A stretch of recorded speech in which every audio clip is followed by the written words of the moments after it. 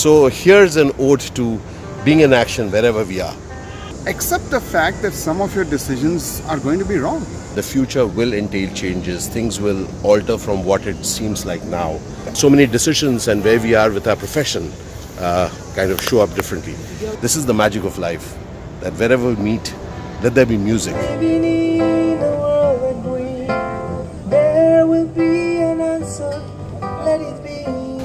Namaskar everybody, my name is Ashish Vidyarthi and it gives me immense pleasure to get in touch with you today.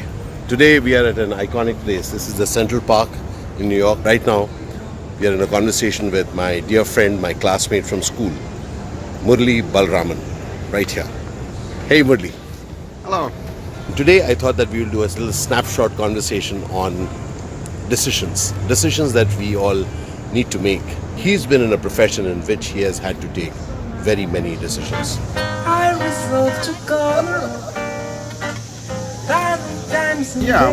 The profession that I'm in, the passion that I have is for the field of investing.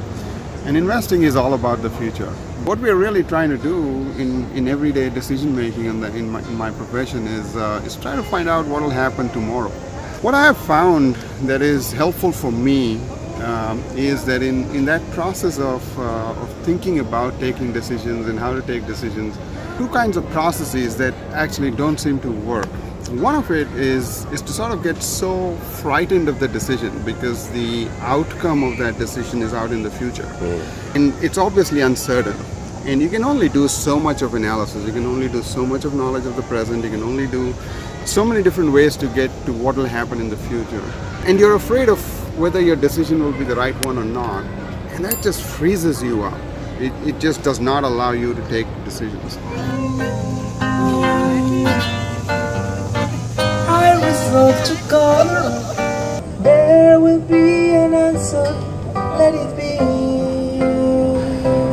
The other kind is almost the opposite, which is where people sort of go in and either because you need to show to somebody, either because you need to show to your client, to your boss, to your peers, that you've done the work and you know exactly what's going to happen, you take what is essentially an uncertain sort of outcome.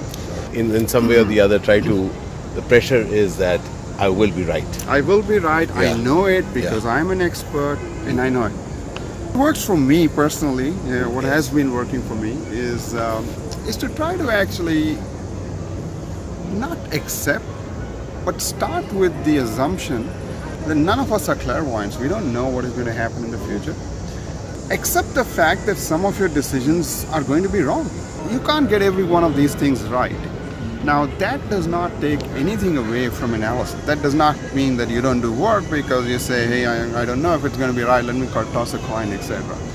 What it actually does is liberate you from a lot of burden that you have. So you still have conviction in what you do, you still have done your work, but you're just not stuck to that single outcome and you aren't so frozen in time that you can't make a decision. The second thing that it does is it allows you to course correct. So once you sort of get stuck on a decision and say, I'm the master, I know everything that is to be known, I've done my analysis, this is the right decision. When things change, when the outcome is not exactly right or what you expected, you sort of tend to blame everything other than the fact that things turned out differently. You need to be prepared for what you're going to do if it wasn't the core outcome that you expected. So that's what's been helpful for me, Ashish. Actually, that's a thing very simply put by Murali, and I have seen him do that in life, that the future will entail changes. Things will alter from what it seems like now. Freedom to be okay to make mistakes. And the fact of the matter is that since we are playing games which are not just in terms of games means things that we are doing larger than just waking up in the morning and waiting to die. When we are taking on doing bigger things, it does open us to making mistakes and that freedom. So Murali, here is one final thing on this: to remain peaceful in the midst of all of this. Actually, weirdly, I think that part of the purpose is obviously to be able to make course corrections, but part of it is also to keep that peace, if you will, or calmness, if you will, because once you accept, and that is a reality, right? The future is not known to us. I think it sort of allows you to be slightly calmer when things don't work out your way. And Being peaceful is that not to think that things are frozen. So at different points of time, even how the day we planned out pans out differently. So many decisions and where we are with our profession kind of show up differently. And that's what's wonderful about, which I also find so exciting about life, is when we are ready to ongoingly make those course corrections, not to kind of look down upon ourselves because we took certain calls. right, or not to take those calls. Not to take those Which is calls at worse. all. Yeah. Superb. So here's an ode to being in action wherever we are. Like today, these V2 friends are in action with our families here at Strawberry Field, Central Park, listening to some Beatles being sung by a lone performer. This is the magic of life, that wherever we meet, let there be music. So thank you, Murali. Thank you for being in this conversation. Thank you for being my friend. Thank you. Somebody whom I value, and I'm really so happy that Murali is here.